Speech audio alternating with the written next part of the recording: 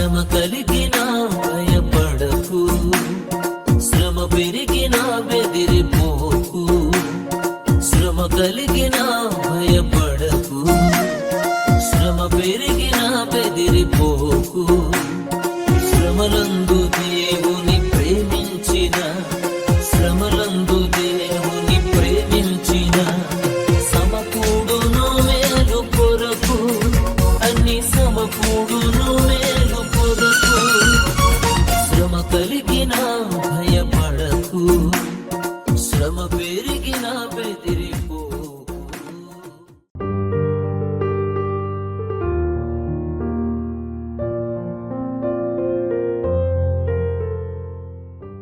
మహాశ్రమలు అనే శీర్షికలో ఈ సమయంలో మొదటి భాగాన్ని ధ్యానిస్తాం. Disaster like never before. గతంలో ఎన్నడూ లేని విధంగా విపత్తు. డిజాస్టర్స్ అంటే విపత్తులు. అవి న్యాచురల్గా జరిగే, ప్రకృతిలో జరిగే విపత్తుల గురించి ఇవాళ మనం ధ్యానిస్తాం.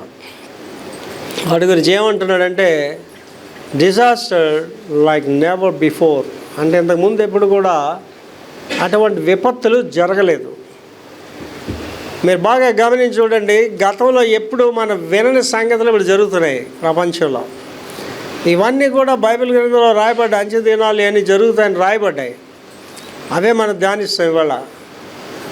పూర్వ దినాలు ఇలాంటివి జరిగాయంటే లేదు, ఎవరికి తెలియదు. సునామీ అంటే కొన్ని సంవత్సరాల క్రితం ఎవరిని అడిగితే సునామీ అంటే ఎవరికి తెలియదు.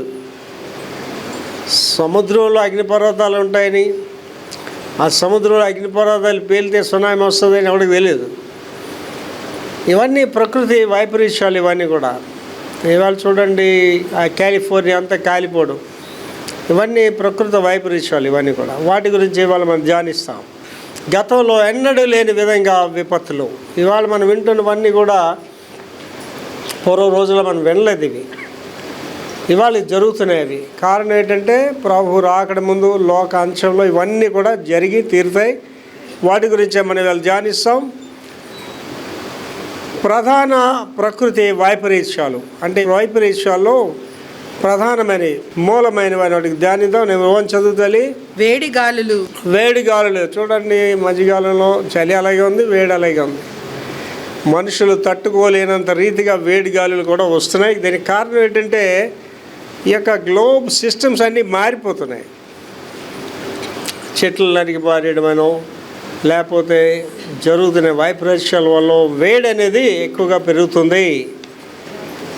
నెక్స్ట్ హరికేన్స్ అనేవి మన ఇండియాలో రావండి. ఇవి కేవలం అమెరికా లాంటి దేశాలను వస్తుంటాయి. కారణం ఏంటంటే అమెరికా దేశం మీద కెనడా దేశం ఉంటుంది.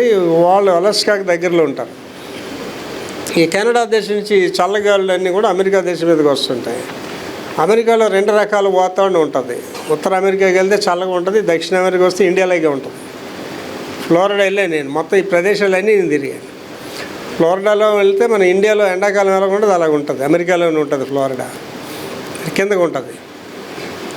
అంటే ఈ వేడి గాలి చల్లగాలి ఈ రెండు కలిసినప్పుడు ఏంటవుతుంది, ఎన్కౌంటర్ అయినప్పుడు ఒక సుడిగాలిలాగా ఏర్పడతాయి.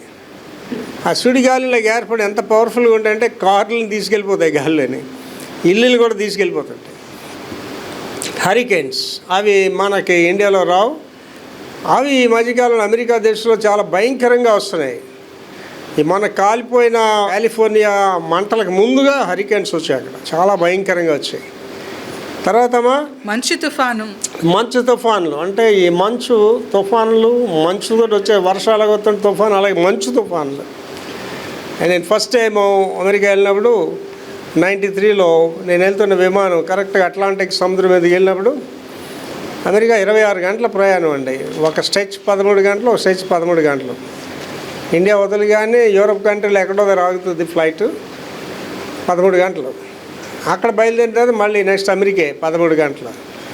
కరెక్ట్గా అట్లాంటిక్ సముద్రంలో ఫ్లైట్ వెళ్ళింది సెంటర్కి. ఆ ఫ్లైట్ అంతా దాడ శబ్దాలు వచ్చేస్తున్నాయి. పైలట్ అనౌన్స్ చేసి అందరూ సీట్ బెల్ట్ పెట్టుకోండి. మేఘాల తుఫాను, అది క్లౌడ్ స్టార్మ్. ఇక్కడేటనేదండి మంచు తుఫాను. అంటే మంచు ఇసుకలాగా రేగిపోయి మనుషుల మీదకి వచ్చేస్తుంటుంది, ఇల్లు కప్పేస్తుంటుంది. మంచు తుఫాన్లు, మెరుపులు అంటే థండర్స్. మెరుపులు అంటే చాలా ఈజీగా తీసుకోకండి. మెరుపులు అంటే ఏంటంటేనండి, గాలిలో శూన్యంలో ఆ ఎలక్ట్రిక్ ఎన్కౌంటర్స్లో వచ్చేది థండర్స్. అంటే ఇప్పుడు మనకి ఎన్నో ఏంటంటే 4040 వోల్ట్స్ అంటుంది మన. అదేంటంటే అతి భయంకరమైంది అనమాట. ఆ యొక్క వేవ్ వస్తే ట్రాన్స్ఫార్మర్ కూడా గాలిపోతాయి. చూడండి, ఎక్కడైనా ఉరుము పడినప్పుడు చూడండి, ఇల్లులో కరెంట్ వైర్లు అన్నీ గాలిపోతాయి. హై పవర్ ఎలక్ట్రిసిటీ అనమాట. ఇవన్నీ కూడా డిజాస్టర్స్, ఇవన్నీ కూడా విపత్తులు. కొండ చర్యలు విరిగి పడటము. మరి చూడండి, ఇండియాలో మీరు ఆ మధ్యలో చూసారా, కేరళ ప్రదేశ్లో కొండ చర్యలు అంటే దినాలు మీరు వినలేదు. ఇవన్నీ కూడా ఆ కొండ చర్యలు అంటే ఏమైంది, ఇల్లులే అందులో సమాధి అయిపోయి, మనుషులే సజీవ సమాధి అయిపోయారు. తర్వాత నది వరదలు. నిన్నాళ్ళ కంటే ఇప్పుడు వరదల తీవ్రత చాలా ఎక్కువగా ఉంది ఇవాళ. తర్వాత ఏమంటారండి, విపత్తుల వివరణ అని చెప్తున్నాడండి. అవి చూడండి, సూర్యచంద్రుల అసాధారణ మార్పులు. సూర్యచంద్రుడు కూడా మార్పులు అయిపోయి ఇవాళ నిన్నాళ్ళు. ఇప్పుడు ఏంటంటేనండి, సూర్యుడికి మనకి మధ్యలో ఓజోన్ పొర అని ఒకటి ఉంటుంది. అదేంటంటే సూర్యుడి యొక్క ఆ తీవ్రమైన వేడి మనకు తగలకుండా ఓజోన్ పొర అనేది కాపాడుతుంటుంది. ఈ ఓజోన్ పొర అనేది కణాలు పడిపోయింది. కారణాలు ఏంటి? ప్రకృతి వైపరీత్యాలే. ఈ చెట్లు నరికేయడం, భూమి మీద వేడి, దీనివల్ల ఓజోన్ పొర కూడా అక్కడక్కడ హోల్స్ పడిపోయి వేడి, చాలా భయంకరమైన వేడి వస్తుంది. చదవది, సూర్యచంద్రుల అసాధారణ మార్పు. వాటిలో వచ్చిన మార్పులు. నక్షత్రాలు మరియు గ్రహాల అసాధారణ మార్పు. నక్షత్రాలు, గ్రహాలు చూడండి, ఈ మధ్యకాలంలో మీరు వింటున్నారు లేదా, న్యూస్ ఫాలో అవుతుండాలండి. బైబిల్ చరిత్రకి న్యూస్కి సంబంధం ఉంటుంది. ఈ గ్రహ శకలాలన్నీ భూమి మీదకి వచ్చేయడం, ఎక్కడ పడితే ఎవడికి తెలియదు. భూమి విచిత్రం ఏంటంటేనండి, 3 వంతులు నీరు ఉంటుంది, 1 వంతే భూమి ఉంటుంది. ఒకవేళ కానీ రివర్స్లో ఉంటే ఈ పాటికి భూమి మీద చాలామంది చచ్చిపోయింది. ఇవాళకి సాధారణంగా ఏ ఒలకలు పడినా పడినా సరే సముద్రంలోనే పడతాయి. భూమి మీద పడితే కొన్ని వేల మంది చచ్చిపోతారు. తర్వాత అగ్ని ప్రమాదాలు. ఇప్పుడు మొన్న రీసెంట్గా మనం విన్నాం కదండి, కాలిఫోర్నియా ఎవడు ఆపలైపోయాడు. అగ్ని ప్రమాదాల మెరకలు ఏంటంటేనండి, క్రైస్తవులు దైవశాఖలు ఇల్లు కాలేదు, మెరకలు అనమాట. అది మనందరికీ కాలిపోయి. అమెరికా దేశం అంటే number 1 country in the world. వాళ్ళు ఆపలేకపోయారండి. ఎవడు ఆపలేడండి. దేవుని యొక్క ఉగ్రత వచ్చినప్పుడు ఎవడు కూడా దేన్ని ఆపలేడు. తర్వాత అకాల వరదలు, తుఫానులు, కరువులు, యుద్ధాలు, బయట నుండి శత్రువుల దాడులు. చూడండి, యుద్ధాలన్నీ ఇప్పుడు చూస్తున్నాయి కదండి, ఇంకా అవుతూనే ఉన్నాయి. మళ్ళీ ట్రంప్ గారు కొత్త యుద్ధం స్టార్ట్ చేయడానికి మొదలు పెడుతున్నాడు. యుద్ధాలు ఇంకా అవుతూనే ఉన్నాయి, యుద్ధాలు జరుగుతూనే ఉంటాయి. ఇంకా కూడా ఆగవు యుద్ధాలు అని. యుద్ధములు, బయట నుండి శత్రువుల దాడులు. అంటే ఇవాళ ఇండియాలో ఆల్రెడీ స్టార్ట్ అయ్యాయి కదండి. ఛత్తీస్గఢ్లో సంఘాలు చాలా హింసిస్తున్నారు. రేపు మార్చి 1వ తారీఖుని 2 జిల్లాలకి వాళ్ళు అనౌన్స్ చేశారు గో సంరక్షక. 50,000 మంది వెళ్ళి అక్కడ క్రైస్తవ సంఘాలు పగలగొట్టేసి, క్రైస్తవ మగాళ్ళని చంపేసి, ఆడవాళ్ళని వస్త్రాలు లేకుండా ఊరేగించి, క్రైస్తవ గ్రామాలనే లేకుండా చేయాలని. ఇప్పుడు భారతదేశం నుంచి ఆలోచిస్తే చాలా భయంకరమైన భారతదేశ పరిస్థితి. అంటే నక్సలైట్స్ని అణిచివేయడానికి ప్రభుత్వాలు చేసి, ఇప్పుడు నక్సలైట్ కంటే భయంకరంగా తయారయ్యారు ఈ ఆర్ఎస్ఎస్ వాళ్ళు. వీళ్ళందరూ కూడా పేపర్లోనే వేస్తున్నారు, తుపాకు శిక్షణలు ఇస్తున్నారు, తుపాకులు వెళ్ళుకున్నాయి. సంఘానికి బయట నుంచి శ్రమ. తర్వాత ఏమంటున్నాడు, రెండోది లోపలి నుండి తిరుగుబాటు. ఇన్సైడ్ తిరుగుబాటు అంటే పైనుంచి తిరుగుబాటు అంటే శత్రువు పైనుంచి వస్తాడు, అది వేరు.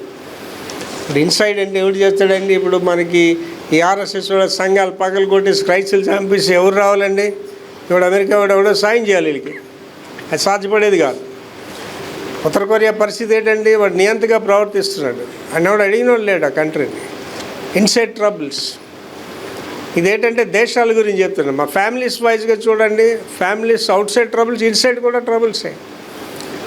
భార్య కష్టపడి ఇల్లు నడిపిస్తుంటే ఆ భర్త బాధ్యత లేకుండా తాగుబోతులో పనికి మళ్ళీ ఆడి జీవిస్తుంటాడు. భార్యాభర్తలు ఇద్దరు బాగుంటే పిల్లలతో సమస్యలు, ఇన్సైడ్ ప్రాబ్లమ్స్. సంఘ పరిస్థితి అలాగే ఉంది. సంఘానికి వెలుపటి నుంచి శ్రమ ఉంది, సంఘం లోపల కూడా శ్రమ ఉంది. కనుక ఇది out side and inside problems అంటున్నాడు. మానవ నిర్మిత విపత్తులు, మనిషే చేసుకున్న విపత్తులు. చదవమా. నేరాలు, పౌర శాంతి భంగము. నేరాలు అంటే చూడండి, క్రైమ్స్ కూడా మనం పూర్వ దినం వినలేని క్రైమ్స్ జరుగుతున్నాయి. మన పెద్దలు ఎవరు వినలేదు అలాంటి క్రైమ్స్ జరుగుతున్నాయి. తర్వాత పౌర శాంతి భంగము. మరి ప్రజలకి శాంతి భంగం కలుగుతుంది కదండి. వాళ్ళు చూడండి, స్వార్థ ప్రకటించి వాడికి ఎందుకండి, నువ్వు రోడ్డు మీద మీటింగ్ పెట్టుకుని వాడికి ఎందుకండి అంటే మన యొక్క సిటిజన్స్కే ప్రాబ్లమ్స్ వస్తున్నాయి. తర్వాత జీవ లేదా రసాయన ముప్పు. రసాయన ముప్పు అంటేనండి ఇప్పుడు ఇజ్రాయెల్ వాళ్ళు చేస్తున్న వారంతా ఇదే చూడండి. ఆ సెల్ ఫోన్లు పేలిపోవడం, ఆ వాకీ టాకీలు పేలిపోవడం, ఇవన్నీ కూడా ఏంటంటే కెమికల్ వార్. అది రసాయన ముప్పు. సైబర్ దాడులు అంటే చూస్తున్నారు మీరు. ఎప్పుడు ఈ సైబర్ అనేది మీకు పూర్వదినాలు అడిగి తెలియదు. ఇవాళ అంతా మోసం అంటేనండి మీ ఫోన్లో నాడు ఏదో నెంబర్ అడుగుతాడు, మీకు ఏదో అడుగుతాడు. అడిగితే మీరు కానీ అడిగి ఆన్సర్ చేస్తారా మీ డబ్బులన్నీ ఖాళీ అయిపోతాయి, అందులో ఉండవు. ఇంకా మీరు కంప్లైంట్ ఇస్తారని తెలిసి సైబర్ ఆడు ఎవడో పట్టుకోలేరు వెళ్ళి. సైబర్ దాడులు ఇవాళ అతి భయంకరంగా ఉన్నాయి. సైబర్ దాడులు, ఉగ్రవాదం అనేది ఇంకా చూస్తున్నారు కదండి. ఇవాళ ప్రపంచంలో ఉగ్రవాదం అనేది చాలా భయంకరంగా ఉంది. ఉగ్రవాదం అనేది మరి ట్రంప్ గారు వచ్చారు, ఉగ్రవాదులు ఉండడానికి వీల్లేదు అని చెప్పి వాళ్ళ ఉగ్రవాదుల సంగతి. మరి ఇండియాలో మత ఉగ్రవాద సంగతి ఏంటి?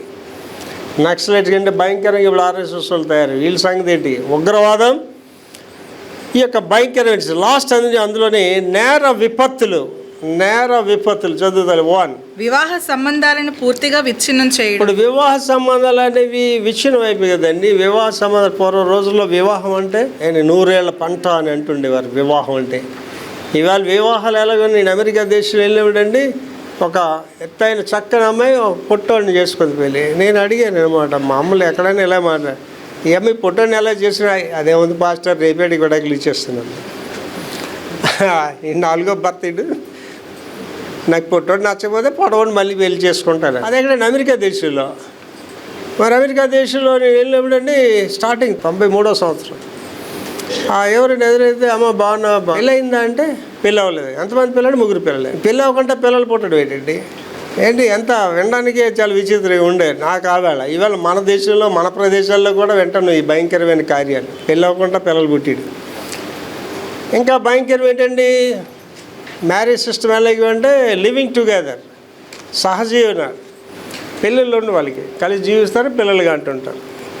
చదువు మళ్ళీ వివాహ సంబంధాలను పూర్తిగా విచ్ఛిన్నం చేయడము ఏంటి. ఇవాళ వివాహం అంటే జరిగితే అదంత భయంకరంగా ఉందంటే మన సోషల్ మీడియాలో ఒకటి చెప్తాడండి, అమ్మ బాబు మీ అబ్బాయిల గురించి చెప్పట్లేదు, మీ అమ్మాయిలు పెళ్లి చేసేటప్పుడు ఆవిడ దగ్గర నుంచి ఒక 100 రూపాయల బాండ్ నోటు మీద రాయించుకోండి, నేను పెళ్లి చేసుకుంటే ఆ భర్తతో చిరకాలం ఉంటానని రాయించమంటున్నాడు. అది ఏమంటున్నాడంటే మగవాళ్ళ జీవితాల్లో ఆటలాడుకోకండి ఆడపిల్లలు అంటున్నాడు. అంటే ఇవాళ ఆడవాళ్ళ పరిస్థితి, మగవాళ్ళు వెళ్ళిపోయారు, మగవాళ్ళ పరిస్థితి ఆడపిల్లలు వెళ్ళిపోయారు.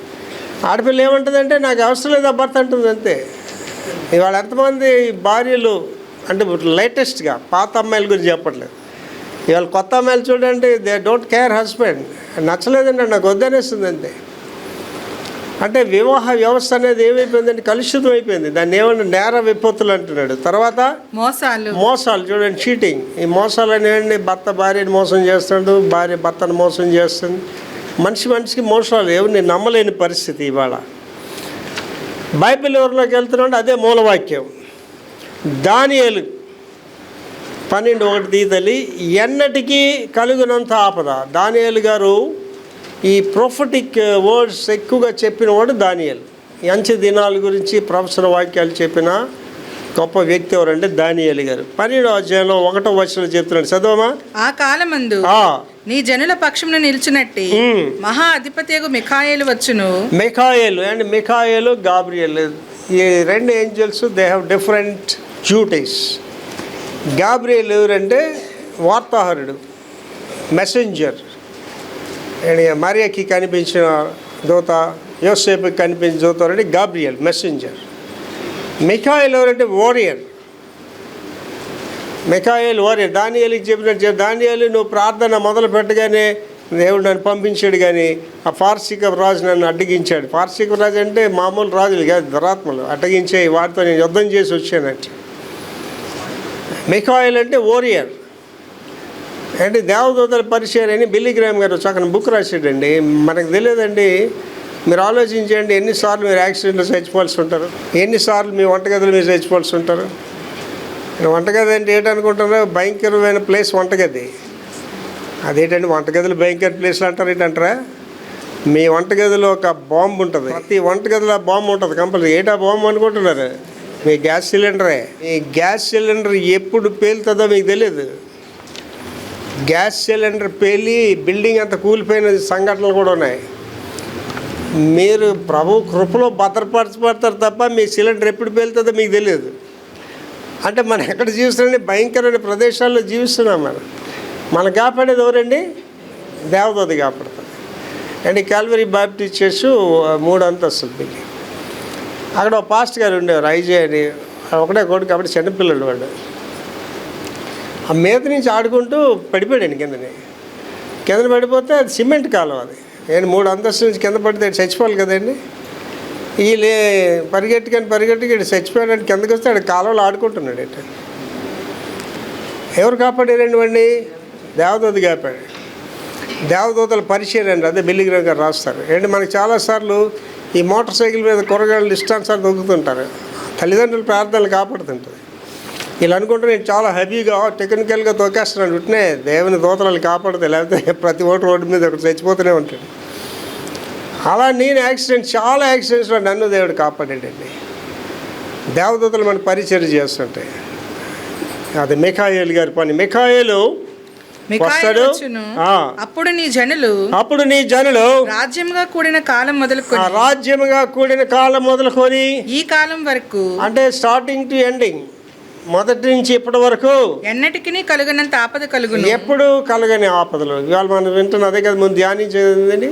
ఆ డిజాస్టర్స్ అని ధ్యానించాం. ఎప్పుడు వినలేదు మనం వాటి గురించి. మన పూర్వీకులు ఎవరికైనా వెళ్ళి అడిగితే సునామీ అంటే కూడా తెలియదు. అండ్ ఇంకా మనకంటే ముందు చచ్చిపోయిన పెద్దలు ఉన్నారు. వాళ్ళకని ఇప్పుడు కానీ ఉంటే ఆడికి కరోనా వైరస్ అంటే అడిగి తెలియదు. అడిగి ఈ కరోనా వైరస్ అంటే ఒకటి వస్తుందా అని కూడా తెలియదు అడిగి. నేను ఇంకా కొంతకాలం వెనక్కి వెళ్ళి డబ్బులు ఏం పట్టుకెళ్ళి వస్తుంది, కార్డు పెట్టుకెళ్తే పేమెంట్ చేసేయండి. కార్డు పెట్టుకెళ్ళి పేమెంట్లు ఎలా చేసిస్తారు బాబు అని అడుగుతాడు.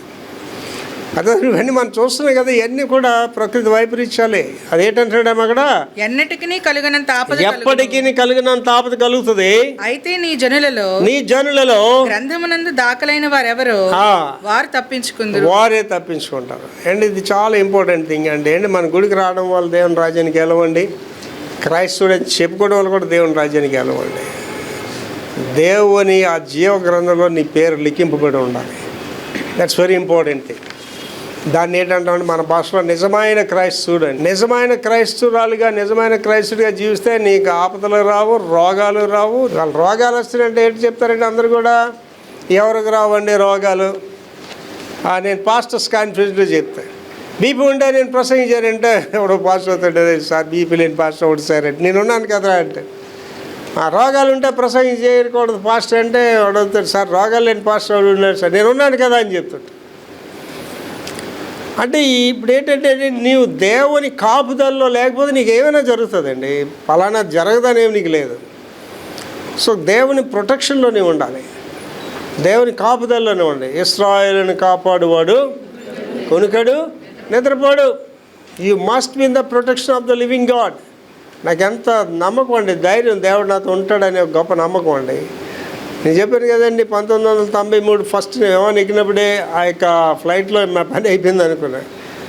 నేను వెంటనే చిన్న ప్రార్థన చేశాను, ప్రభా ఎక్కగా విమానం ఎక్కాను నేను, ఈ విమానంలో చచ్చిపోతే ఎక్కడండి అట్లాంటిక్ మోసంటే బాడీ కూడా దొరకదు.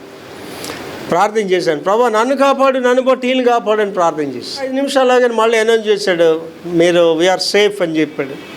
ఆ తుఫాన్ వెళ్ళిపోయిందని చెప్పి. అలాంటివి నా జీవితంలో అనేకమైన అలాంటివి. అండ్ మీరు ప్రభు కాపుదలు ఉంటేనండి ఏ ఆపద మీ దగ్గర రాదండి. ప్రభు కాపుదలు ఉంటేనే వాక్యంలో దానికి ఏం చేద్దాం, పిల్లాన్ని ఆత్మలో వర్ధిల్లుచున్న కొలది అన్ని విషయాల్లో వర్ధిల్చి సౌఖ్యం. ఆత్మలో వర్ధిల్తే ఆరోగ్యంగా ఉండవు, ఆత్మలో వర్ధిల్తే ఐశ్వర్యం, అన్నీ ఉంటాయి నీకు. అది మనం నెగ్లెక్ట్ చేస్తాం, ఆధ్యాత్మికత నెగ్లెక్ట్ చేస్తాం. ప్రార్థన చేసుకుంటాం, అన్నిటికీ టైం ఉంది కదా. ఫోన్ చేయడానికి టైం ఉంది, స్నానం చేసుకోవడానికి టైం ఉంది, బట్టలు వేసుకోవడానికి టైం ఉంది, టిఫిన్ చేయడానికి టైం ఉంది, తిరగడానికి టైం ఉంది. ప్రార్థన అనగానే నో టైం.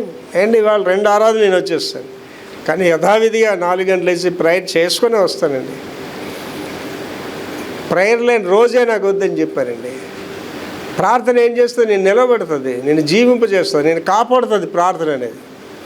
కనుక ఇక్కడ ఏమంటున్నాడండి, ఆ యొక్క జీవ గ్రంథంలో, ఆ గ్రంథాల్లో ఎవరి పేర్లు ఉంటాయో వాళ్ళు దీన్ని తప్పించుకుంటారు. ఈ శ్రమలు మనల్ని ఏం చేయవండి, ఈ బాధలు మనల్ని ఏం చేయవు. అండ్ 2 రెసిషన్స్ అయ్యి ఇప్పుడు ఇయర్లో రెసిషన్ రాబోతుంది. రెసిషన్ అంటే ఆర్థిక మాంద్యం. ఒక ఆర్థిక మాంద్యం నాకు తెలియదు, 2వ ఆర్థిక మాంద్యం నేను ఫేస్ చేశాను. అందులో వచ్చాడు కదా సార్ రెసిషన్లో ఉన్నారు సార్, ఆర్థిక మాంద్యం సార్ అంటే నేను నవ్వాను. మనకి ఆర్థిక మాంద్యం ఏంటండి, ఏ లేక అక్కడ తిండి లేదు, తిప్పలు లేవు, అక్కడ ఫాస్ట్ ఫుడ్ సెంటర్స్ లేవు. ఆయనకేంటి అమ్మ భోజనం ఎలాగని బాధ ఉంది, ఏలియాకి చక్కగా కూర్చున్నాడు అంతే, కెరీతో నీళ్ళు తాగుతున్నాడు, కాకులు వచ్చి కూడి పెట్టేస్తున్నాడు. మళ్ళీ ఎలాగంటే అందులో రాయబడి ఉంటే మనకి ఆచి వేడివేడిగా రొట్లు, వేడివేడిగా మాస పాప కాకులు మూతి కూడా ఖాళీ ఉంటుంది. మళ్ళీ శోధన కదా కాకి తినకుండా తీసుకురావాలి, మధ్యలో అది తినేద్దాం అంటే అవుద్ది దానికి.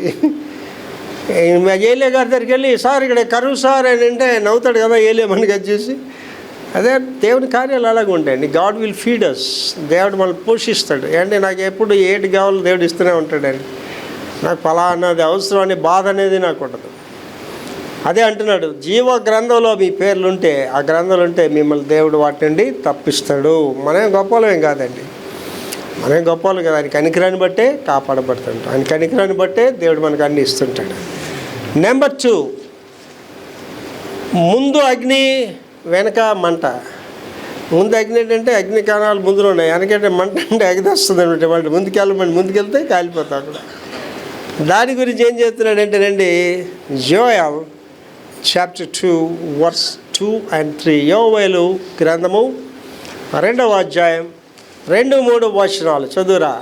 ఆ దినము అంధకారమేముగా ఉండును, ఆ దినము అంధకారంగా ఉంటుంది, మహాంధకారము కమ్మును, అంధకారంలో మహాంధకారం కమ్మేస్తుంది, గాఢాంధకారము ఆ దినమును కమ్మును, ఆ దినమును కమ్మునండి. మాట్లాడుకని చెప్తే అలాగే రాసేస్తారండి బైబిల్లో, అవి ఏం జరగవండి అంట. నాకు ఒక పెద్ద లీడర్ ఒకసారి ప్రకటన గ్రంథం మీద బోధ చేస్తుంటే అన్నీ అయిపోయిన తర్వాత కూర్చొని చెప్తాడు, సార్ ఇవన్నీ మనుషులు భయపెట్టకుండా రాస్తారు సార్, ఇలాగేం జరగవు సార్ అని చెప్తున్నాడు. ఏంటంటే మళ్ళీ చదివేది, గాఢాంధకారమును ఆ దినమును కమ్మును, ఆ దినము అంధకారమయంగా ఉండును, ఆ దినము అంధకారంగా ఉంటుంది, మహాంధకారం కమ్మును. ఏంటి మహా అంధకారం కమ్ముతుంది అంటే ఎవడ నమ్ముతాడండి? ఎవడైనా విశాఖపట్నంలో లైట్లు ఎలాగని చెప్తాడో నమ్ముతాడా? న్యూయార్క్ గురించి చూడండి, న్యూయార్క్ నెవర్ స్లీప్స్ అంటాడు.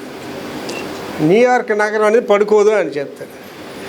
నేను న్యూయార్క్ నగరానికి ఒక 4 గంటల దూరంలో న్యూ జెర్సీ అనే ప్రదేశంలో ఉన్నాను. అక్కడ దొరగారు ఏమొచ్చి, వాళ్ళ ఫాదర్ ఏమొచ్చి న్యూయార్క్లో బిజినెస్ చేస్తాడనమాట. ఆయన ఒకరోజు దొరగారు అన్నాడు, న్యూయార్క్ వస్తా, మా డాడీని తీసుకొని పికప్ చేసుకొని రావాలి అని. నేను ఉండదు కదండి, పాస్ట్ ఏదో ఆదివారం ప్రసంగాలు తప్ప ఖాళీగా ఉంటాను వారం అంతా. సరే పద వెళ్దాం అని. అది వెళ్ళి నాకు చెప్పాడు, మనం డిన్నర్ న్యూయార్క్లో చేస్తాం అన్నాడు. అలాగే అండి, బయలుదేరండి 10 గంటలు బయలుదేరాను. అక్కడికి ఏమొచ్చి వెళ్ళేసరికి 2:30-3 అయిపోయింది. వెళ్ళిన తర్వాత న్యూయార్క్ సిటీలోకి కారు వెళ్ళిన తర్వాత నేను తెల్లవారా రాత్రి నాకు అర్థం అవ్వట్లేదు అనమాట. బస్సులు యథావిధిగా తిరుగుతున్నాయి, ట్యాక్సీలు యథావిధిగా తిరుగుతున్నాయి, షాపులన్నీ తెరుచున్నాయి. రాత్రి 2 గంటలకి ఏంట్రా అని అనుకున్నా. 3 గంటలకి మేము హోటల్కి వెళ్ళాం, భోజనం చేసాం. అప్పుడు నాకు ఈ మాట జ్ఞాపకం వచ్చింది, న్యూయార్క్ నెవర్ స్లీప్స్. నేను అవి వెళ్ళిన తర్వాత ఆ నెక్స్ట్ వీకే ఇండియాకి వచ్చానండి. ఇండియాకి వచ్చిన తర్వాత తెలిసిన వార్త ఏంటంటే న్యూయార్క్ అంతా మునిగిపోయి వారం రోజులు కరెంట్ లేకుంటే న్యూయార్క్ సఫర్ అయిందంటే. ఇప్పుడు చెప్పండి, ఆడికి న్యూయార్క్కి వెళ్ళి చెప్పారే నెక్స్ట్ వీక్ మీ న్యూయార్క్ అంతా కరెంట్ ఉండదురా, మీ న్యూయార్క్ అంతా జలమయం అయిపోయి చీకటిగా ఉంటుందండి. నమ్ముతాడండి? ఊరికాయ నువ్వేటి చెప్తున్నావు మాకు అంటాడు. కానీ ఇట్స్ హ్యాపెన్. ఇవాళ అంధకారం అవుతుంది అంటే ఎవరికైనా ఆశ్చర్యంగా ఉంటుంది, ఎక్కడైపోతుందండి అంధకారం అంటే. కానీ ఇక్కడ రాయబడ్డ జరిగి తీరుతాయండి. తర్వాత మేఘములను గాఢాంధకారమును ఆ దినమును కమ్మును, మేఘాలు గాఢాంధకారం ఆ దినాన్ని కమ్ముతాయి. ఏంటి మీరు గమనించి చూడండి, ఒక్కొక్కసారి మనకి సడన్గా వెదర్ మారిపోతుంది. గమనించి చూడండి, అంతవరకు మంచి ఎండ ఉంటుంది, సడన్గా వెదర్ మారిపోయి చీకటి అయిపోతుంది, సడన్గా అంతా చీకటి అవుతుంది. గమనించి చూడండి. మీరు ఎప్పుడు గమనించారో లేదో, గుడ్ ఫ్రైడే నాడు మీరు గమనించండి, ప్రతి గుడ్ ఫ్రైడే జాగ్రత్తగా గమనించండి. 12 తర్వాత మేఘాలు వచ్చేస్తాయి. ఆ 3 గంటల ప్రాంతంలో ఇంకా డార్క్ అయిపోతుంది.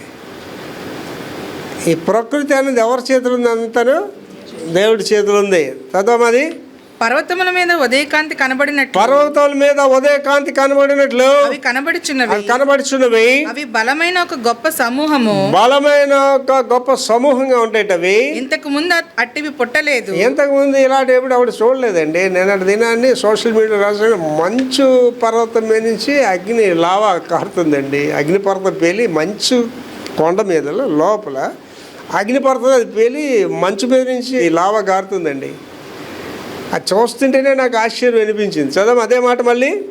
అవి బలమైన ఒక గొప్ప సమూహము. ఇంతకు ముందు అట్టివి పుట్టలేదు. అలాంటి లేవు ఇంతకు ముందు. ఇక మీదట తరతరములకు అట్టివి పుట్టవు. మళ్ళీ అలాంటి పుట్టవు. వాటి ముందర అగ్ని మండుచున్నది, వాటి వెనుక మంట కాల్చుచున్నది. ముందు ఏటవుతుందంటండి అగ్ని, వెనకతల మంట. అంటే ఎగదేస్తుంది అనమాట. వెళ్ళమని ముందుకి అంటే వెనక్కి వస్తే కాలిపోతాం, ముందుకెళ్తే నాశనం అయిపోతాం. అంటే మనిషికి ఎస్కేప్ ఛాన్స్ లేదండి. ఏంటి కాలిఫోర్నియాది మీరు న్యూస్లో కానీ చూస్తే ఆశ్చర్యం అనిపిస్తుంది. అంత హై టెక్నాలజీ ఉన్న అమెరికా దేశం కాపాడలేకపోయిందండి. చాలామంది చచ్చిపోయారు, కాలిపోయారు. అందులో ఇళ్ళన్నీ కాలిపోయాయి, నేలమట్టం అయిపోయిందండి. దేవుని ఉగ్రత అనేది అలాగుంటాయి, ఈ యొక్క విపత్తులు అనేవి అలాగుంటాయండి. దేవుడు ఉగ్రత మనిషి మీదకి వస్తే ఎవడు కాపాడలేడండి దేవుని కూడా. తర్వాతమా అవి రాకమునుపు భూమి ఏదైనా వనం వలె ఉండెను. ఏదైనా వనం వలె ఉండెను. అవి వచ్చిపోయిన తర్వాత తప్పించుకునేది ఏది విడవబడక భూమి ఎడారి వలె పాడాయను. ముందు ఎలాగుందండి? ఏదైనా వనం లాగా ఉందట. తర్వాత ఎలాగుందండి? ఎడారిలాగా ఉందట. చూడండి కంపేర్. ఏదైనా వనం అంటే ఏంటండి? లోతు గారికి ఎలా కనిపించింది ఏంటండి? ఆ సొదొమ గొమొర్ర అందంగా ఏదైనా వనంలా కనిపించిందట. అరే తమ్ముడు ఎటు వెళ్ళిపోతున్నాడు, అరే ఇంత బాగుంది అటు వెళ్ళిపోతున్నానంట. తర్వాత ఏమైందండి? అది ఎడారి కంటే అన్యాయంగా అయిపోయింది. అది గతంలో అవి హిస్టారికల్గా ప్లేస్లు ఇంకా ఉన్నాయి, మీరు చూడవచ్చు. ఏంటి ఈ పాలస్తీనా గురించి ఒకసారి ఆలోచించేయండి. ఏంటి ఆ తురకోళ్ళు అనేవాళ్ళ గురించి ఏంటంటే బైబిల్లో రాయబడ్డాయి ముస్లిమ్స్ గురించి. అడవి గాడిద స్వభావం కలవారు అంటారు. అడవి గాడిద స్వభావం ముస్లిమ్స్ బైబిల్లో ఉన్నది, నా మాట కాదు. ఎడమ చేతి వాటం కలిగి ఉంటారట. ముస్లిమ్స్ ఎలా రాస్తారు చూసారు ఎప్పుడైనా? ఎలా రాయరు, ఎలా రాస్తారు. మీరు ఎక్కడైనా మీ వీధిలో ముస్లిమ్స్ ఉన్నారనుకోండి, వాళ్ళ ముఖం కట్టుకునేప్పుడు చూడండి. మన ముఖం ఎలా కడుతామండి? ఇలా కడతారు. అది ఎలా కడతారు? ఇలా కడుతారు. గమనించి చూడండి. వాళ్ళు పాపం ఎందుకండి, ఎవడు బ్రతికాలు బ్రతుకుతున్నాడు కదా. ఆ అమాసాలు వెళ్ళి ఎంత ఒక 120 మందిని చంపేసి కొంతమందిని పట్టుకుని వెళ్ళిపోయారు. ఇవాళ ఏమైందండి? ఇవాళ ఆ ప్రదేశం అంతా మీరు చూసిన న్యూస్లో చూడవచ్చు. ప్రదేశం అంతా ఏమైపోయిందండి? ఆ మేడలు, ఆ మిద్దులు, ఆ శృంగారం అంతా శ్మశానంలాగా అయిపోయిందండి. శ్మశానమే. ఆ వైభవం అంతా ఏమైపోయింది? ఆ సొదొమ గొమొర్ర వైభవం అంతా ఏమైపోయింది? ఏంటి మన జీవితాలు కూడా అంతేనండి. అంచె దినాలని మన గురించి ఒకసారి పోల్చుకుంటే మనం కూడా కుదిరిగా ఉంటామండి. ఏంటి మీరు చూసారో లేదో, నేను చాలామందిని చూశానండి. నెబుకద్నెజర్ గురించి ఏ రాయబడ్డదండి? వాడు ప్రపంచాన్ని జయించిన వాడు, ద గ్రేట్ కింగ్. ఎలాగంటే అంతం అండి, గడ్డి తినాడు, పశువులాగా గడ్డి తినాడండి. పెద్ద పెద్ద రాజులు, పెద్ద పెద్ద వాళ్ళ ఎండప్ అంతా చాలా భయంకరంగా జరిగిందండి. దానికి ఏంటంటే నువ్వు ఎలా ప్రారంభించావన్నది ముఖ్యం కాదు, ఎలా ముగించావన్నదే నీది ముఖ్యం. ఇది ఎలాగండి? ఏదైనా వనంలో ప్రారంభించాడు, తర్వాత ఎలాగైపోయిందండి? ఎడారిలాగా అయిపోయింది. ఇవాళ మనం చూస్తున్నాం, మీకు బెస్ట్ అయితే పాలస్తీనే. దేశాలన్నీ నాశనం అయిపోతున్నాయండి ఇవాళ. అండ్ పాపం యుక్రెయిన్ అనేది చిన్న దేశం అండి. రష్యా అంటే చాలా పెద్ద దేశం. ఎందుకంటే పుతిన్ గడికి ఆ యుక్రెయిన్ సర్వనాశనం చేసి పడేసాడండి. ఒక 1/3 ఆఫ్ ద యుక్రెయిన్ అంతా కూడా శ్మశానంలో చేసి పడేసాడండి. ఇవాళ ఏంటంటేనండి, ఏదైనా వనంలాగా ఉన్నవన్నీ కూడా ఎడారి భూమిలో మారిపోతున్నాయి. దీని ఆధ్యాత్మికంగా మనం చూసుకుంటే, ఆధ్యాత్మికంగా ఎంతో బాగున్న వాళ్ళు ఇవాళ ఎందుకు పనికిరాని వాళ్ళగా అయిపోయారు ఆధ్యాత్మికంగా. నేను చాలామందిని చూశాను, పెద్ద పెద్ద సేవకులు. ఒక ఆయన అయితే హైదరాబాద్లో పెద్ద బైబిల్ కాలేజ్ అన్నీ స్థాపించాడండి. ఆయన చనిపోయాడు. వాళ్ళ పిల్లలు ఏం చేశారంటే అవన్నీ కూడా రియల్ ఎస్టేట్కి అమ్మేశారు. బైబిల్ కాలేజీ లేదు, ఏది లేదు. నేను అలాంటి సేవకుల జీవితాలు చాలామందిని చూశానండి. వాళ్ళు పెద్ద పరిచర్యలు చేశారు, ఇవాళ వాళ్ళకి ఏమీ లేదు ఆ పరిచర్యలు. ఏమైపోయింటే ఒకప్పుడు ఏదైనా వనంలాగా ఉండే వాళ్ళ పరిచర్య ఇవాళ అలాగైపోయిందంటేనండి ఎడారిలాగా అయిపోయింది. You should be careful. ఇది పరిచర్యలు దేశాల గురించి చెప్తున్నారని. మన గురించి కూడా ఆలోచించుకోండి. ఏంటి మీ జీవితంలో ఇక్కడ కూర్చొని ఆలోచించి కొంత మంచిగా జీవించిన కుటుంబాలు ఇవాళ అంతా దేని స్థితిలోకి వెళ్ళిపోయిన వాళ్ళు మీరు చూస్తున్నారు.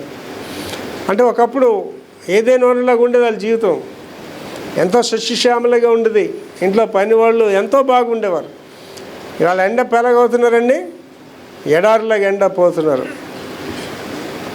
క్రైస్తవులకే, నామకార్థ క్రైస్తవులకి ఇలాంటివి వస్తే సామాన్యులకి ఎలా ఉంటుందని అసలు ఆలోచించేయండి. సోషల్ మీడియాలో మీరు చూడండి, నేను అన్నీ చూస్తుంటాను ఏటవుతుందని. చాలామంది ఈ సినిమా యాక్టర్స్ ఉంటారు, సామాన్యమైన స్థితి నుంచి కోటాను కోట్లు సంపాదించే స్థితికి వెళ్ళిపోయిన వాళ్ళు చూస్తారు మీరు. అలాగే కోటాను కోట్ల స్థితి నుంచి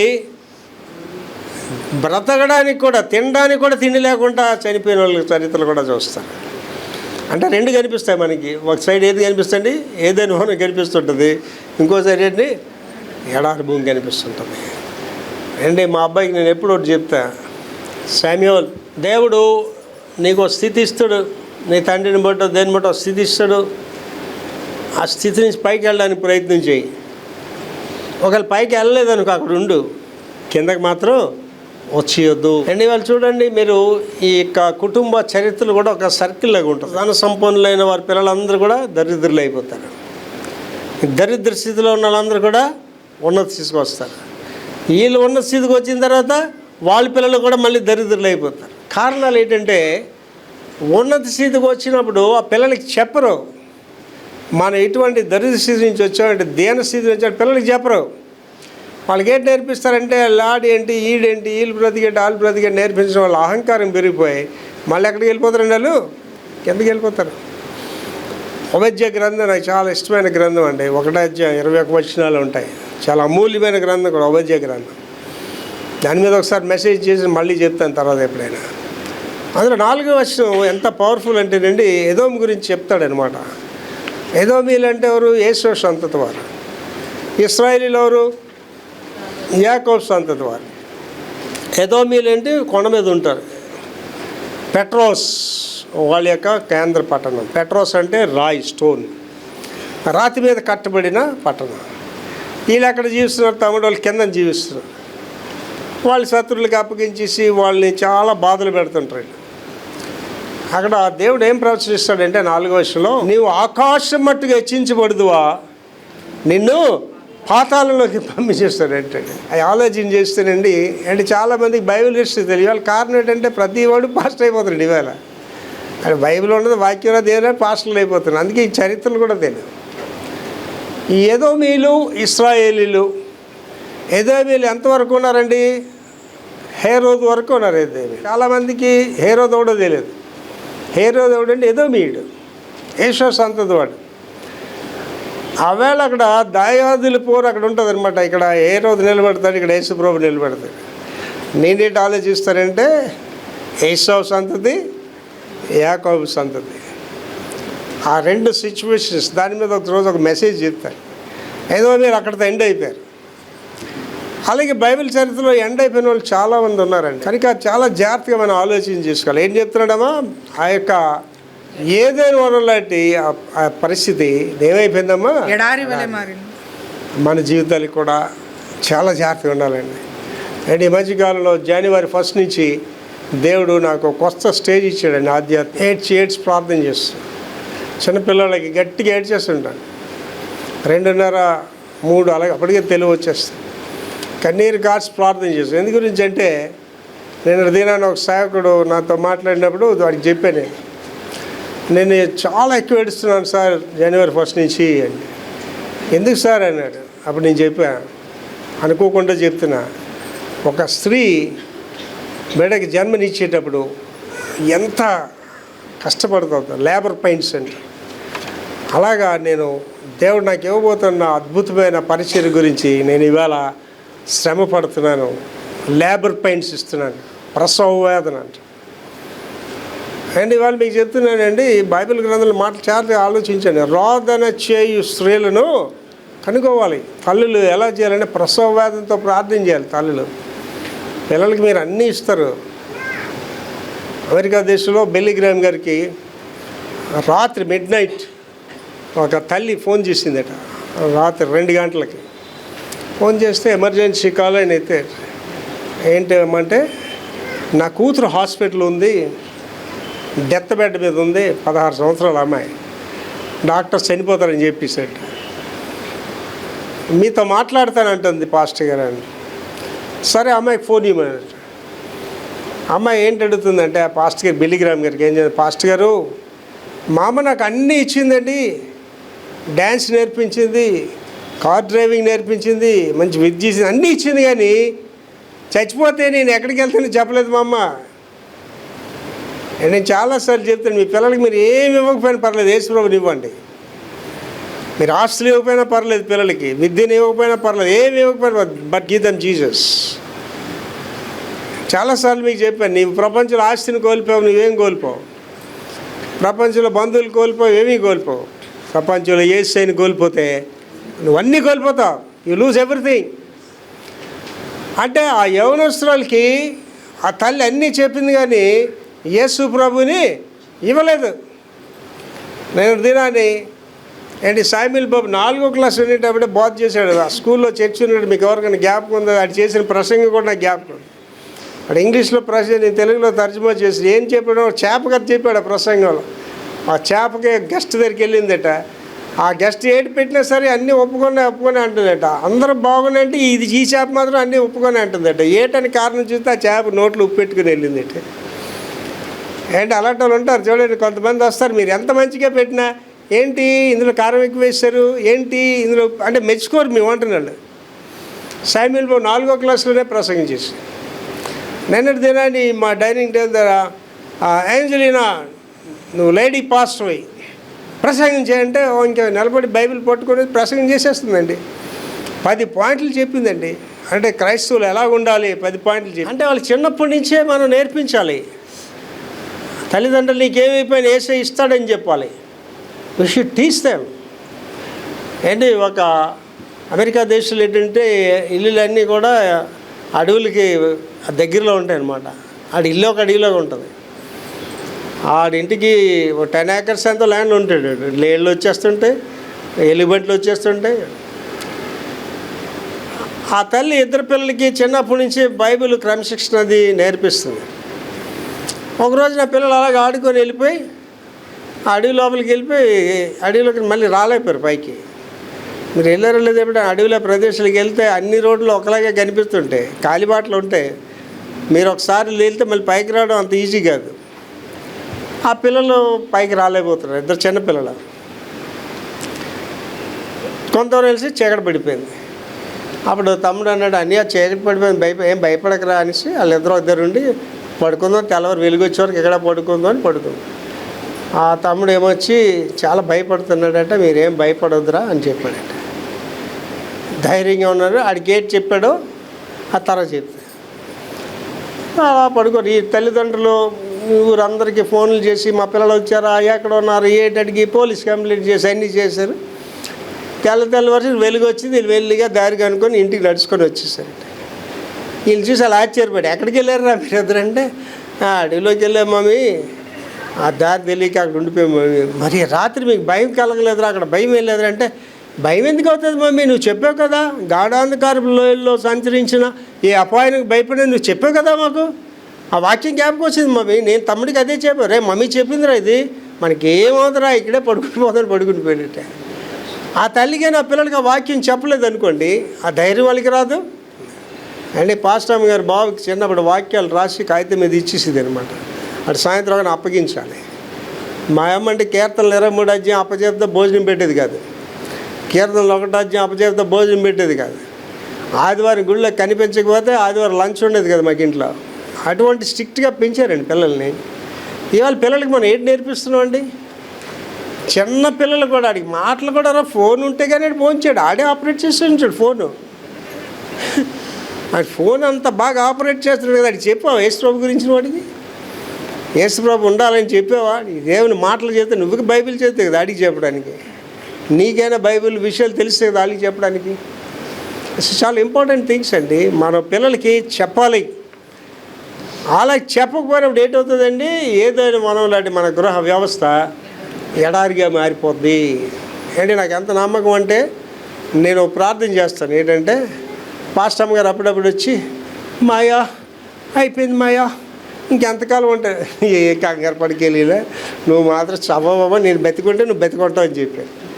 ఏం మాయా అంటే, నేను ఈశ్వరుని ఒక వరం అడిగాను, నా భార్య కానీ కొడుకు కానీ కోడలు కానీ మనవరాలు శవ నేను చూడకూడదని దేవుడిని అడిగాను, దేవుడు నాకు వరం ఇచ్చాడమ్మా అని చెప్పి.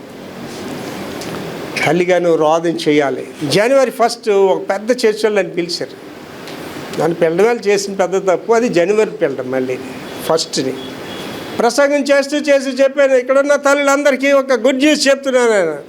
వేకుజామునే లెగిసి ప్రార్థన చేయి ఓ తల్లులారా, your bad mother to your children అన్నానండి. నువ్వు చెడ్డ తల్లి నీ పిల్లలకి అన్నానండి. మొత్తం స్త్రీల సమాజాలు అందరూ ఆ ప్రెసిడెంట్ గారి దగ్గరికి వెళ్ళి, ఈ అయ్యి గారిని మరి ఎన్నడూ పిల్లవద్దు ప్రసంగాలకి అన్నారు. ఇవాళ వరకు నన్ను పిల్లదలే. నన్ను ఏదైనా చర్చి వాళ్ళు పిలిస్తే ఇంకెప్పుడు పిల్లరని నేను చెప్పాల్సినవన్నీ చెప్పేస్తాను వాళ్ళకి. రేపు లక్ష్మీవారం శుక్రవారం ఒరిస్సాలో ట్రైబల్ కన్వెన్షన్కి వెళ్తాను. జస్ట్ బిగ్ మీటింగ్ అనమాట. 30 సంవత్సరాల క్రితం వెళ్ళాను. ఆ కొండల్లో చీకట్లో జనరేటర్స్ పెట్టి పెద్ద లైట్లు పెట్టి మీటింగ్స్ పెడతారండి. చాలామంది వస్తారు. అక్కడికి వెళ్ళి నేను ఇదే చెప్తానండి, దేవుని గురించిన ఛాలెంజ్తో కూడిన విషయాలు వాళ్ళకి చెప్తుంటాను. దేవుడు నీకు ఒక తరుణం ఇచ్చిన వాళ్ళకి చెప్పాలని వెళ్ళి, తల్లిగా నువ్వు చెప్పాలి. Mother is the first class teacher to the child. పిల్లలకి మొదటి క్లాస్ టీచర్ ఎవరంటే మీ స్కూల్ టీచర్ కాదు, తల్లే. ఆడి ముందు తల్లి దగ్గరే నేర్చుకుంటాడు అన్నీ కూడా. ఎలాగా మీరు చెప్పిన బోధనలు బట్టి కాదు, మీ ప్రవర్తన బట్టి చూసి నేర్చుకుంటాడు. మీరు ప్రార్థన చేస్తే ఆడు ప్రార్థన చేస్తాడు. మీరు టీవీ ముందు కూర్చుంటే ఆడు టీవీ ముందు కూర్చుంటాడు. మీరు పక్కింటి వాళ్ళతో కబుర్లు ఆడితే వాళ్ళు వచ్చి పక్కింటి వాళ్ళతో కబుర్లు ఆడుతుంటాడు. తర్వాత ఏంటంటే మదర్స్ హార్ట్, తల్లి హృదయము class room to the child అంటాడు. పిల్లలకి తరగతి గది అంటాడు. అంటే మా పిల్లలిద్దరికి వెల్ ట్రైన్డ్ అనమాట. ఆ తల్లి నేర్పిస్తుంటుంది, సామ్యులు నేర్పిస్తుంది, నా భార్య నేర్పిస్తుంది, నా దగ్గరికి వస్తే నేను నేర్పిస్తుంటాను. పిల్లలు మనం తరబితి చేయాలి. అప్పుడు మన ఇల్లు ఎలాగ ఉంటుందండి, ఎప్పటికీ ఏదైనా వనంలాగే ఉంటుంది. ఆలయ నాశనం, the destruction of the temple. దానియేలు 9:26. దానియేలు 9:26. ఆలయ నాశనం. ఈ 62 వారములు జరిగిన పిమ్మట, 62 వారాలు అంటేనండి 3.5 సంవత్సరాలు. మొదటి 3.5 సంవత్సరాలు. ఈ మొదటి 3.5 సంవత్సరాలు జరిగిన పిమ్మట ఏమీ లేకుండా అభిషిక్తుడు నిర్మూలం చేయబడును. వచ్చినట్టి రాజు యొక్క ప్రజలు పవిత్ర పట్టణమును పరిశుద్ధ ఆలయమును నశింపచేయుదురు. చాలా జాగ్రత్తగా ఆలోచించండి. ఎప్పుడంటేనండి శ్రమకాలం స్టార్ట్ అయిన తర్వాత ప్రభు మధ్యాకాశానికి ముందు వస్తారు. ప్రభు మధ్యాకాశానికి రావడం 7 సంవత్సరాల కాల శ్రమలు స్టార్ట్ అవడం 2 ఒకసారి జరుగుతాయి. ఆ 7 సంవత్సరాల శ్రమకాలంలో మొదటి 3.5 సంవత్సరాల తర్వాత జరిగే సంగతి చెప్తున్నాడు. చదవమతి మళ్ళీ అక్కడి నుంచి. ఈ 62 వారములు జరిగిన పిమ్మట ఏమీ లేకుండా అభిషిక్తుడు నిర్మూలం అయిపోతాడు. వచ్చినట్టు రాజు యొక్క ప్రజలు పవిత్ర పట్టణమును పరిశుద్ధ ఆలయమును నశింపచేయుదురు. యెరూషలేము మళ్ళీ నాశనం అవుతుంది. అక్కడ సాతాను వెళ్ళి కూర్చునే పరిస్థితి. సాతాన్ అంటే సాతాన్ డైరెక్ట్గా రాడండి. ఈ ప్రపంచ రాజ్యాలు ఎవడు సాతానుగా మారుతాడో తెలియదు. ఇవాళ అమెరికా దేశం ట్రంప్ వచ్చిన తర్వాత ప్రపంచ పరిస్థితులన్నీ మారిపోయి ఇప్పుడు ఏటవుతుందో ఎవడికి తెలియదు. ఏ యుద్ధాలు ఎప్పుడు వస్తాయో తెలియదు. ఇజ్రాయెల్ పరిస్థితి ఏంటో ఎవడికి తెలియదు. ఇవాళ ఇజ్రాయెల్కి ట్రంప్ వచ్చిన తర్వాత ఒక రిలాక్సేషన్ ఇచ్చాడు. ఇంతవరకు ఇజ్రాయెలీలే ఫైట్ చేస్తున్నారు హమాస్తో. ఇలా డైరెక్ట్ కూడా అమెరికా వాడే ఫైట్ చేస్తున్నారు హమాస్తో. ఇరాన్తో డైరెక్ట్గా అమెరికా వాడే ఫైట్ చేయడానికి సిద్ధపడుతున్నాడు. కనుక ఎవడు ఆ ఆలయంలో ఉంటాడనేది ఎవరికి తెలియదు. చదవమా. వచ్చినట్టు రాజు యొక్క ప్రజలు పవిత్ర పట్టణమును పరిశుద్ధ ఆలయమును నశింపజేయుదురు. పరిశుద్ధ ఆలయమును నశింపజేయుదురు. వాని అంతము హఠాత్తుగా వచ్చును. వాని అంతము కూడా హఠాత్తుగా వస్తుంది. మరియు యుద్ధ కాలాంతం వరకు నాశనము జరుగునని నిర్ణయింపబడింది. నాశనము జరిగినని యుద్ధ అంతం వరకే నాశనము. అండ్ లాస్ట్లో జరిగేది హెర్మిగెద్దోన్ యుద్ధం. That is a final war. చాలామందికి హెర్మిగెద్దోన్ యుద్ధం గురించి తెలియదు. నేను చాలా వివరంగా దాని గురించి ప్రసంగం చేశాను. హెర్మిగెద్దోన్ యుద్ధం అంటేనండి వీళ్ళు ముస్లిమ్స్ ఏంటారంటే జిహాద్ అంటారు. అదిగా పిల్లలకి అమాయక పిల్లలకి బాంబులు కట్టేసి నువ్వు అందులో వెళ్ళి చచ్చిపోతే జిహాద్, నువ్వు దేవుని రాజ్యానికి వెళ్ళిపోదు. జిహాద్ అంటే అది కాదండి. ఎర్మిగద్దెన్ యుద్ధం అంటే రాజులు చేసుకుంది కూడా కాదు. ఎర్మిగద్దెన్ యుద్ధం అంటే it's a fight between the God and the evil. దేవుని అగ్ని ఈ సాతాన్ శక్తులన్నింటినీ దహించి వేసేది. That is Armageddon, war of Armageddon. తర్వాత సముద్రమంతా నాశనము. లెమెంటేషన్స్ చాప్టర్ 2 వర్స్ 13. విలాప వాక్యాలు 2:13 చదువురా. యెరూషలేము కుమారి, ఎట్టి మాటల చేత నిన్ను హెచ్చరించుదును, హెచ్చరిస్తాను. దేనితో నిన్ను సాటి చేస్తాను. సియోను కుమారి, కన్యక, నిన్ను ఓదార్చుటకు దేనితో నిన్ను పోలుస్తాను. నీకు కలిగిన నాశనము ఉన్న చూసావా?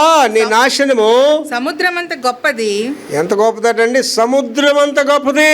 నిన్ను స్వస్థపరచగలవాడెవడు? అండి ఇది అంచె దినాలకి చాలా సూటబుల్ వాక్యం అండి. భయంకరమైన విషయాలు, ఏ విషయాల్లో సిగ్గుపడాలో బిడ్డలు ఇవాళ ఆ విషయాలు సిగ్గుపడట్లేదు. తల్లిదండ్రులు ఏ విషయంలో బాధపడాలో ఆ విషయంలో బాధపడలేదు ఇవాళ. ముఖ్యంగా నేను చెప్తున్నాను, నేను పిల్లలు చాలా జాగ్రత్తగా పెంచాను పిల్లల్ని. వాళ్ళ కారణం ఏంటంటే వాళ్ళు మీ మాట వినే పరిస్థితి వాళ్ళకి లేదు ఇవాళ. వాళ్ళ గురించే చెప్తున్నాడు ఇక్కడ. చదవమళ్ళీ ఒకసారి అంతా. యెరూషలేము కుమారి, ఎట్టి మాటల చేత నిన్ను హెచ్చరించుదును. అంటే ఓ నా కుమార్తె, ఎలాంటి మాటలు చెప్తే నీకు హెచ్చరిక వస్తుందమ్మా? దేనితో నిన్ను సాటి చేయుదును? అది దేన్ని పోల్చి నీకు చెప్పగలనమ్మా నా బంగారు తల్లి? సియోను కుమారి, కన్యక, నిన్ను ఓదార్చుటకు దేనితో నిన్ను పోల్చుదును? అసలు నీకు ఏ మాటలు చెప్పి నేను ఓదార్చగలను నా బంగారు తల్లి? నీకు కలిగిన నాశనము ఏంటి? నేను చాలా మందిని చూసాను, వాళ్ళకి కలిగే నాశనం ఎంత భయంకరంగా ఉంటుందంటే సముద్రం అంతా గొప్పది. నేను అలాంటి వాళ్ళ గురించి ప్రార్థన చేసినప్పుడు ఏం ప్రార్థన చేస్తాను తెలుసండి వాళ్ళ గురించి? ప్రభువా, వాళ్ళు ఏదో టైంలో మారు మనసు పొందడానికి ఒక అవకాశం ఇవ్వండి, కనీసం మంచి జీవితం ఉండేలాగా. వాళ్ళకి ఎలాగ మంచి బ్రతుకు, అహంకారం వెంబడేటి వస్తుందండి, అవమానం వస్తుందండి. నాశనానికి ముందు గర్వము, పడిపోవడానికి ముందు. మరి అమ్మాయిలు నేను చూస్తుంటే నాకే భయం వేస్తుంది, అంత అహంకారయుక్తంగా మాట్లాడుతుంటా. వాళ్ళకి ఏం చెప్తున్నాడండి? సముద్రం అంతా గొప్ప నాశనం నీకు వస్తుంది. చదవం అదే మాట మళ్ళీ. నీకు కలిగిన నాశనము సముద్రం అంత గొప్పది. అంటే అతి భయంకర, నిన్నెవ్వడు కాపాడలేడండి. Nobody can save you. ఇప్పుడు వాళ్ళందరూ నీకు చెప్తున్నాను, నా వెనకాల బలగం ఉంది, డబ్బు ఉంది అంటే ఎవడే నేను కాపాడండి. మా సొంత పెద్దమండి, కోటీశ్వరులు. వాళ్ళు ఎంత కోటీశ్వరులు అంటే పిల్లలు బంగారు పట్టీలు వేసుకునేవారు. సచ్ ఎ రిచ్ పీపుల్ వాళ్ళు. మా పెద్ద హాస్పిటల్ ఉంటే నేను చూడటానికి వెళ్ళాను.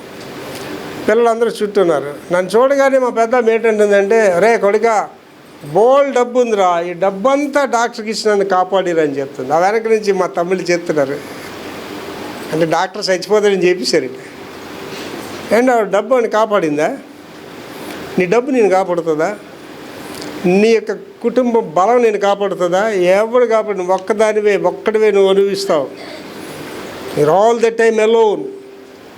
నీ అహంకారాన్ని ఎక్కడ తీసుకెళ్ళిపోతుంది అంటే నీ జీవితాన్నే సర్వనాశనం చేసేస్తుంది. దాన్ని మెజర్మెంట్ ఎలాగ ఇచ్చాడు, దాని కొలత ఎలా చెప్పాడండి? సముద్రం అంతా గొప్పది అంటే నిన్నెవడు కాపాడలేడు. కనుక ఇక్కడ ఉన్న వాళ్ళందరూ చెప్పిన అహంకారాలు తగ్గించుకోండి. మీ స్థాయి ఎంతో ఆ స్థాయిలోనే ఉండండి. ఆడపిల్లలకి ముఖ్యంగా చెప్తాను, నీకు పెళ్లి కావాల్సిన వయసులో పెళ్లి చేసుకోండి. వృద్ధకన్య అయితే నేను ఎవడు పెళ్లి చేసుకోండి, నీ వాడికి అవసరం లేదు కూడా. నీ అహంకారం తగ్గించుకుంటే ఔన్నత్యాలకు నువ్వు వెళ్ళపోవచ్చు, కానీ కనీసం minimum life you will enjoy. Minimum life. లాస్ట్కి వెళ్ళిపోతానండి. శ్రమను నిదానించి చూడుడి. అది కూడా లెమెంటేషన్స్ చాప్టర్ 1 వర్స్ 12. విలాప వాక్యాలు 1వ అధ్యాయం 12వ వచనం. త్రోవను నడుచువారులారా, ఇలాగు జరుగుట చూడగా మీకు చింత లేదా? ఎలాగ ఇప్పుడు చదివే కదా, ఇవన్నీ జరుగుతున్నాయి, భయంకరమైన విషయాలు జరుగుతున్నాయి కదా, మీకు చింత లేదా? యెహోవా తన ప్రచండ కోప దినమున నాకు కలుగు చేసిన శ్రమ మరి ఎవరికైనా కలిగినదో లేదో తెలీదు. మీరు నిదానించి Nobody can escape from the judgments of the God. ఎవడు కూడా దేవుని తీర్పుల నుంచి తప్పించుకోలేడు. విక్టర్ ప్రభాకర్ గారు ఎవడు తప్పించుకోలేడండి. చెప్పాను కదా, నెబుకద్నెజర్ ఏం చేశాడు? గడ్డి మేసాడండి వెళ్ళి. సదాం హుస్సేన్ మీరు పేరు విని ఉంటాడు.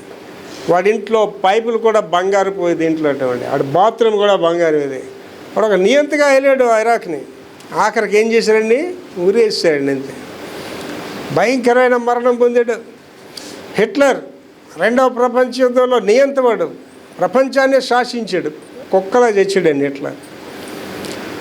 అండి ఆ యొక్క ట్విన్ టవర్స్ని పగలు కొట్టిస్తున్నాడు. బిన్ లాడెన్ అండ్ అమెరికా వాళ్ళు ఆడు ఎక్కడున్నాడో కనిపెట్టి వెళ్ళి అక్కడికి వెళ్ళి వాడు ఇంటికి వెళ్ళని చంపిస్తారండి. అమెరికా వాళ్ళు చంపేశారు, వీళ్ళు చంపేశారని కాదండి. ఏంటి నాకు జీవితంలో ఏదైనా నాకు ఊహించడం జరుగుతుంది అనుకోండి, నేనేం కంగారు పని, చాలా ఈజీగా ఉంటాను. నేను ఒకటే ఫీల్ అవుతాను ఎప్పుడేంటంటేనండి, ఇక్కడ ఉన్న వాళ్ళందరూ తెలుసుకోండి, పరలోకమందు నీ చిత్తం నెరవేరులాగిన భూమి నెరవేరు. నువ్వు కష్టం అనిపిస్తున్నావు అంటే దేవుడు నీకు అలౌ చేశాడనమాట. అది నువ్వు అవమానం పొందుతున్నావు అంటే దేవుడు అలౌ చేశాడనమాట. అందుకే ఏంటంటాడంటే జ్ఞాని అపాయం వచ్చి చూసి దాగుంటాడు. బుద్ధిహీనుడు ఏంటంటే బుద్ధిహీనుని వీపు బొబ్బలు పెడుతుందట. ఏంటి కావాలని? దెబ్బలు కావాలని. Should be very careful. చూస్తున్న సంఘటనలు చూస్తూ ఏమంటే నేను ప్రార్థన చేసేటప్పుడు ఈ పడిపోయిన సేవకులందరినీ జ్ఞాపకం చేసుకుంటానండి. పేర్లు చెప్పను కానండి, అంత అత్యున్నతమైన స్థితికి వెళ్ళి భ్రష్టులు అయిపోయారు సేవకులు. ఇవాళ లేటెస్ట్గా ప్రపంచంలో పెద్ద సేవకులు సేవను వదిలేశారు. ఇవాళ పెద్ద సేవకులు. కారణం ఏంటంటే భ్రష్టత్వం. ఏంటి భ్రష్టత్వం అండి? డబ్బు, అహంకారం. అండ్ ఇక్కడ ఉన్న వాళ్ళందరికీ చేస్తున్నాడు, ఐక్యూనోళ్ళు చేస్తున్నాడు. ఏ రాతి నుండి చెక్కబడ్డావో, ఏ మట్టి నుంచి మలచబడ్డావు జ్ఞాపకం చేసుకొని, తిండి లేని రోజులు, నేను ఎవడు పలకరించిన రోజులు, నేను లెక్క చేయని రోజులు జ్ఞాపకం చేసుకుంటే ఔన్నత్యంలో నువ్వు క్రమశిక్షణగానే ఉంటావు. క్రమశిక్షణగా ఉంటావు ఔన్నత్యంలో. అండ్ సౌలు రాజు గురించి దేవుడు ఏమన్నాడండి? నీ దృష్టికి నువ్వు అల్పుడిగా ఉన్నప్పుడు, అంటే ఎవడో అని అల్పుడిగా, ఎవడో అని తక్కువ చూడలేదు, ఆడి దృష్టి కానీ అల్పుడిగా ఉండేటప్పుడు నేను రాజుని చేశాను రా. అండ్ దేవుడి మాట వినే పరిస్థితి కోల్పోయేవాడు. అండ్ ఇవాళ నేను చూస్తుంటేనండి సేవకులు ఎంత గర్వంగా, ఎంత అహంకారంగా మాట్లాడుతున్నారు. సేవకుల సంగతి పక్కన పెట్టిస్తే ఒక శుభ్రమైన బట్ట ఉండి కానీ, శుభ్రమైన ఇల్లు ఉండి కానీ మన పిల్లలు ఎంత అహంకారంగా మాట్లాడుతుండే, ఎంత అహంకారంగా ప్రవర్తిస్తున్నారు. ఇవాళ ఇల్లు గడుస్తుందో లేదనే పరిస్థితుల్లో ఆడపిల్లలు ఉన్నారు. ఇవాళ గడుస్తుంది కదా అని అహంకారం మీద నడిచే ఆడపిల్లలు మనం చూస్తున్నాం. ఏమంటే నేను ఎప్పుడు కూడా మా కమ్మలీలు జ్ఞాపకం చేసుకుంటాను. హరికిల్లాంతర్ ఇంటర్మీడియట్ వరకు హరికిల్లాంతర్ చదువుకున్నా. అంటే నా దేనస్థితి గురించే చెప్తాను. మా నాన్నగారు షిప్ యార్డ్లో సీనియర్ ఇంజనీర్ అండి. నా కుటుంబంలో కలెక్టర్స్ ఉన్నారు, కమిషనర్స్ ఉన్నారు. అంటే మా కుటుంబానికి ఒక చరిత్ర ఉందండి. సామ్యూల్ బాబు ఏదైనా తప్పు చేయాలంటే ఈజీగా అది చేయడానికి. ఆడు ఏడు చూసుకోవాలి, తండ్రిని చూసుకోవాలి, తాతని చూసుకోవాలి, కుటుంబం అబ్రహాం ఇస్సాకులో యాగో అటు చూసుకోవాలి, మా కుటుంబాన్ని చూసుకోలేడు. ఇప్పుడు ఇవాళ విర్రవీగుతున్న సేవకులందరూ ఊరంటేనండి అడ్రస్లు లేని వాళ్ళు, సౌలు రాజు లాంటి వాళ్ళందరూ కూడా. Should be very careful. అవతలని చూసి మనం నేర్చుకోవాలి. అది అలా నేర్చుకుంటా పాస్టర్ గారు అంటారా? ఇంట్లో 2-3 పిల్లలు ఉంటారు కదా, ఆ ఫాదర్ వస్తాడు, ఆ మాత్రం చెప్తుంటుంది, వినరు. ఫాదర్ ఆఫ్ ఇండియా వస్తాడు, రాగానే చెప్తుంది. చెప్పలేకపోతాడండి పెద్దోడికి, చెప్పలేవుతాండి మంచిదానికి అని అంటే, నువ్వు చెప్తే ఏంటి వింటారులే అని చక్కగా ఏంటి ఒక బడి తీసుకొని బడితో ముందు పెద్దోడిదని స్టార్ట్ చేస్తారు. ఇంట్లో దెబ్బలు ఎవరో ఎక్కువ కాస్తారు, పెద్దోళ్ళే కాస్తారు. అవమానం మోసాలు కూడా పెద్దోళ్ళకే జరుగుతాయి, చిన్నోళ్ళకి గడుస్తూనే ఉంటుంది. ఈ ఫాదరు నెంబర్ 1 నేను పెద్దవాడికి డగా కొట్టి నెంబర్ 2కి వచ్చి దడాదడిపి 3వాడు పుస్తకం చదివేస్తుంటే కొడదామని వచ్చిన ఫాదర్కి ఆ తెలివితేటలు చూసి కొట్టబోద్దే దానికి నవ్వొస్తుంటుంది. అంటే ఆడు దెబ్బలు తప్పించుకోవడానికి ఆడంత స్మార్ట్గా యాక్ట్ చేస్తుంటాడు. ఆడుకున్న బుద్ధి కూడా మనకి లేకపోతే మనకి దెబ్బలు తోలుతాయి కదండి అని మెచ్చుకోవాలి కదా. అది దెబ్బలు తిండా వేళ దెబ్బలు అడి కారణం ఏంటంటే ఫాదరు కొట్టాలనుకోండి, ఫాదర్ అని కొట్టాడు. ఏంటి మనం కొట్టాలని దేవుడు కర్ర ఎత్తినోడు ఆ చిన్నపిల్లలాగే మనం ప్రవర్తించి స్తోత్రం ప్రభు హల్లెలూయా అని ప్రార్థన చేస్తే అమ్మ నా బిడ్డ దెబ్బలకు భయపడి ప్రార్థన చేస్తుంది, దెబ్బలకు భయపడి బైబిల్ చదువుతుందని కొట్టాలనుకుని దేవుడు కూడా కొట్టడం మానేస్తాడు. అర్థమవుతుందండి? చదవమా వచ్చినంత ఒకసారి చదివండి. త్రోవను నడుచువారలారా, త్రోవను నడుచువారులారా, ఇలాగు జరుగుట చూడగా. చూస్తున్నారు కదా ఏం జరుగుతున్నాయి. పెద్ద పెద్ద సేవకులు నెమ్మకద్నెజరులా గడ్డి వేసేస్తున్నారు కదా. మీకు చింత లేదా? మీకు చింత లేదా? బాగుపడాలని ఆలోచన లేదా? ఓ గర్విష్ఠురాలైన పిల్లలారా, ఓ అహంకారులైన కుమార్తెలారా, ఓ అహంకారులైన మనవరాళ్ళారా, యెహోవా తన ప్రచండ కోప దినమున, దేవుడి కోపం వస్తే చూసారు దినమున నాకు కలుగు చేసిన శ్రమ వంటి శ్రమ మరి ఎవరికైనా కలిగినదో లేదో మీరు నిదానించి చూడండి. నిదానించి చూసుకోండి. బి వాచ్ఫుల్, జాగ్రత్తగా ఉండండి. ఈ అంచె దినాల్లో మన రక్షణ కాపాడుకోవడం మనకు చాలా ముఖ్యం. మీరు ఏది కోల్పోయినా పర్లేదు, ఏసైని పట్టుకోండి, మీరు బాగుంటారు, మీ కుటుంబం బాగుంటుంది, మీ వ్యవస్థ బాగుంటుంది. ప్రార్థన చేసుకున్నాం, కళ్ళు మూసు. మహాపరిశుద్ధ తండ్రి యేసయ్య కృపమేడ ఈ ధర్మనైనా విపత్తుల గురించి ధ్యానించాం. ప్రపంచంలో విపత్తులు, దేశంలో విపత్తులు, కుటుంబంలో విపత్తులు, వ్యక్తిగత జీవితంలో విపత్తులు ధ్యానించాం. మీ భయం కలిగి మిమ్మల్ని రక్షకుడిగా ప్రభువుగా కలిగి జీవించు కృప నాకును మాకందరికీ దయచేయమని యేసు పరిశుద్ధ నామములో వేడుకుంటున్నాం తండ్రి. ఆమేన్.